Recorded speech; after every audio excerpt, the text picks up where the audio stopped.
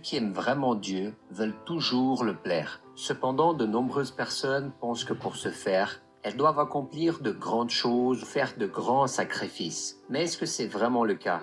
Est-ce que Dieu ne voit pas nos limites et nos difficultés à toujours faire ce qui est juste? Eh bien sûr que oui. C'est Dieu qui nous a créés, il sait exactement ce dont nous sommes capables, ainsi que ce que nous pouvons faire. Par conséquent, il ne nous demanderait jamais quelque chose au-delà de nos capacités. Lorsque Jésus est venu sur terre, il est devenu un être humain comme chacun de nous. Et du point de vue humain, il avait les mêmes limites que vous et moi. Cependant, il comprenait ce que le Père attendait de lui et lui obéissait. Voici ce que le Christ nous a dit dans le chapitre 8 de Jean. « Celui qui m'a envoyé est avec moi. Il ne m'a pas laissé seul, parce que je fais toujours ce qui lui est agréable. » Et de la même manière que Jésus, nous pouvons vraiment plaire au Seigneur et en retour compter sur sa présence dans nos vies en tout temps, que ce soit dans la joie, dans la tristesse ou la douleur. C'est pourquoi dans cette vidéo, je vais vous montrer 5 attitudes simples mais très importantes pour plaire à Dieu. Mais avant de commencer, je vous demande de vous abonner maintenant à notre chaîne et de nous laisser un tout petit commentaire, que ce soit un simple merci. Soyez sûr que cela nous aide énormément. Cliquez aussi maintenant sur le bouton like, ça ne vous coûte rien. Et si vous aimez le type de contenu que nous faisons sur cette chaîne et désirez soutenir notre travail, vous pouvez faire comme chacun et chacune de ces frères et sœurs qui se sont abonnés et qui par la suite sont devenus des membres officiels en cliquant sur le bouton rejoindre. Merci à chacun et à chacune d'entre vous. Et la première attitude est réparer ce qui ne va pas dans votre vie. La première chose que vous devez faire si vous voulez plaire à Dieu est d'évaluer comment se porte votre vie et de réparer ce qui ne va pas. Prenons l'exemple de Néhémie. Un jour, il a appris que Jérusalem, sa ville natale, était en ruine, traversant une période de grande affliction et que les Juifs vivaient dans la grande misère et le mépris. Cependant, après s'être lamenté de ce qui s'était passé, Néhémie n'est pas resté sans rien faire. Il a prié Dieu, se repentant de ses péchés et des péchés de sa nation. Ensuite, il a demandé la permission au roi de s'absenter de son poste de majordome, a obtenu les ressources dont il avait besoin et ensuite a aidé à résoudre ses problèmes. Et Dieu a été tellement satisfait de l'attitude de Néhémie qu'il l'a habilité à reconstruire les murs de Jérusalem en seulement 52 jours. De la même manière, Dieu est satisfait de ceux qui cherchent à réparer ce qui ne va pas dans leur vie, que ce soit dans leurs relations, leur vie spirituelle, financière, etc. Mais comment pouvons-nous savoir ce qui est correct et incorrect? Comment savoir ce qui va bien et ce qui a besoin d'être réparé et comment devrions-nous agir dans chaque situation? Il suffit de suivre le conseil que Dieu a donné à Josué, que ce livre de la loi ne s'éloigne pas de toi.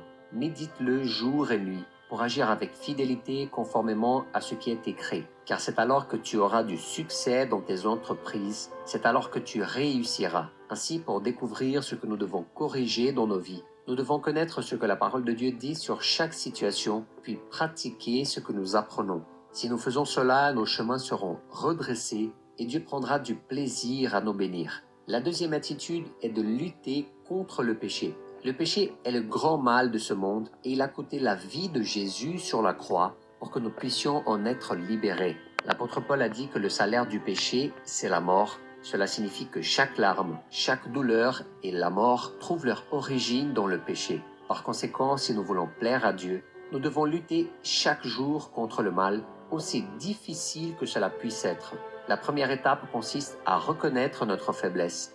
Et certaines personnes ne parviennent pas à surmonter les faiblesses de la chair parce qu'elles font semblant qu'elles n'existent pas, qu'elles ne sont pas assez dangereuses pour elles, jusqu'à ce qu'elles tombent dans le péché sans s'en rendre compte. Pendant un certain temps, vous savez, elles se comportent de manière plus intelligente et attentive, mais elles finissent par ignorer leurs faiblesses et retombent à nouveau. Ensuite, vous devez avoir le courage de dire non à tout ce qui nourrit votre chair et vous éloigne de la présence du Seigneur. Oui, je sais que c'est difficile, mais souvenez-vous de Jésus lorsqu'il a été tenté dans le désert.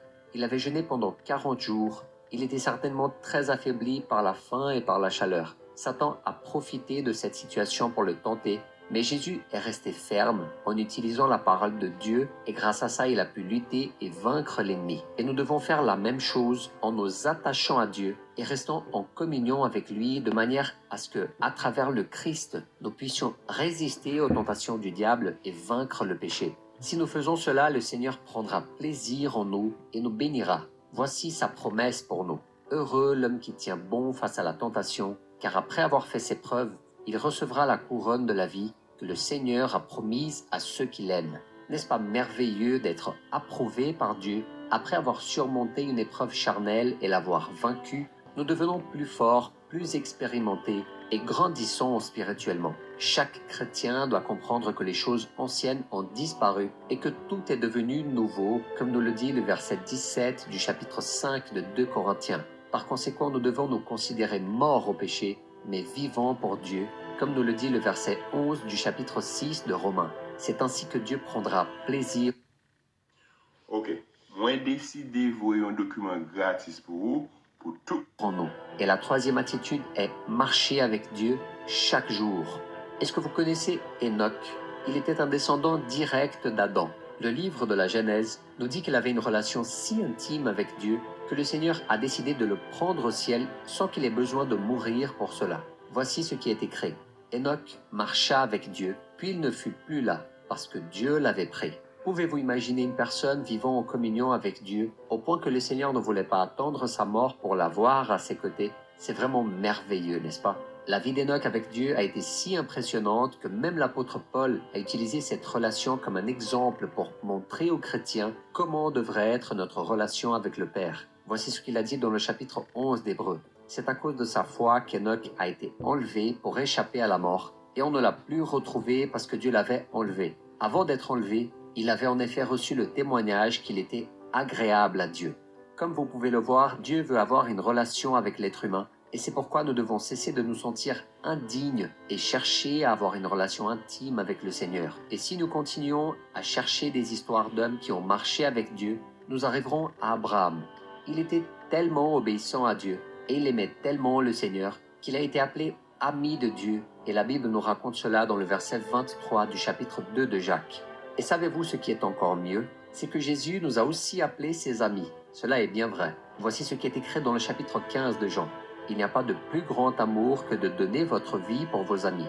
Vous êtes mes amis si vous faites ce que je vous commande. Je ne vous appelle plus serviteur, parce que le serviteur ne sait pas ce que fait son Seigneur. Mais je vous ai appelé amis, parce que je vous ai fait connaître tout ce que j'ai appris de mon Père. La meilleure façon de rendre tout cet amour, c'est de faire ce qu'il nous commande dans sa parole. Beaucoup de gens se soucient plus de parler de Jésus aux autres que de vivre ses enseignements. C'est pourquoi la chose la plus importante de la vie du chrétien, ce n'est pas ce qu'il dit, mais ce qu'il pratique. Si vous faites cela, Dieu sera à vos côtés tous les jours. Et la quatrième attitude est d'aider les frères dans le besoin. Nous traversons tous de nombreuses épreuves dans la vie. Et seul celui qui a déjà vécu des moments d'affliction sait à quel point il est important d'avoir une main tendue pour nous aider. C'est pourquoi tous ceux qui mettent de côté leurs problèmes pour aider leurs prochains, eh bien ils prennent une attitude qui plaît énormément à Dieu. C'est pourquoi l'apôtre Paul nous a dit « Ne négligeons pas de faire le bien, car nous moissonnerons au moment convenable si nous ne relâchons pas. » Ainsi donc, pendant que nous en avons l'occasion, pratiquons le bien envers tous et en particulier envers nos proches dans la foi. Sans aucun doute, c'est l'une des attitudes qui plaisent le plus à Dieu, car Jésus lui-même ne nous a pas seulement enseigné cela, mais il l'a aussi vécu. Dans le chapitre 13 de Jean, la Bible nous montre que le Christ, même étant le Fils de Dieu, s'est agenouillé devant ses disciples pour leur laver les pieds. Il n'avait pas besoin de faire cela, mais il nous a laissé cet exemple d'amour envers notre prochain pour nous montrer que si nous faisons du bien aux plus nécessiteux, nous faisons également du bien à lui. Par conséquent, si vous avez l'opportunité d'aider quelqu'un, que ce soit avec des biens matériels, des conseils, des mots de réconfort ou même une prière, eh bien n'hésitez pas à le faire. En choisissant d'étendre votre main plutôt que de juger quelqu'un pour ce qu'il vit, Dieu sera satisfait de votre attitude et étendra également sa main vers vous. C'est le verset 25 du chapitre 11 de Proverbes qui nous garantit cela. Et la cinquième attitude est de vivre en communion avec les frères en Christ.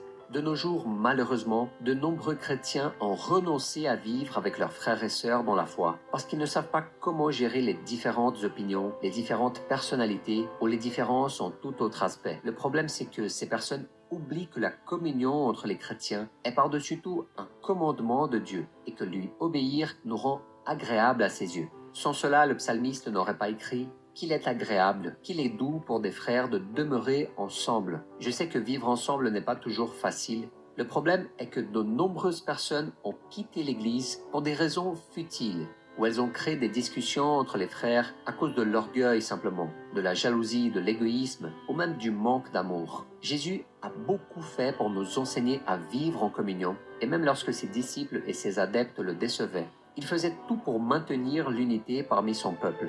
Et nous devons être pareils.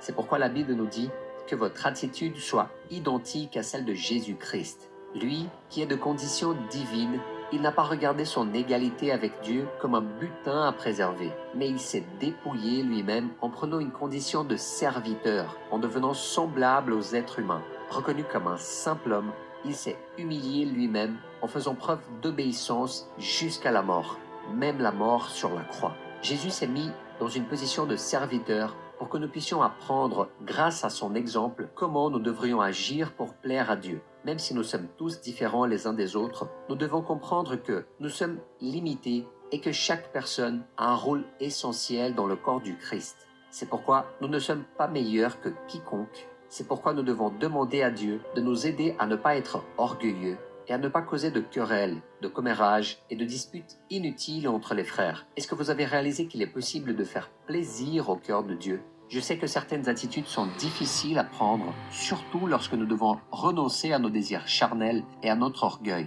Mais soyez sûrs que si vous êtes prêts à le faire, le Seigneur prendra plaisir en vous et vous bénira et bénira votre vie d'une manière que vous ne pouvez même pas imaginer.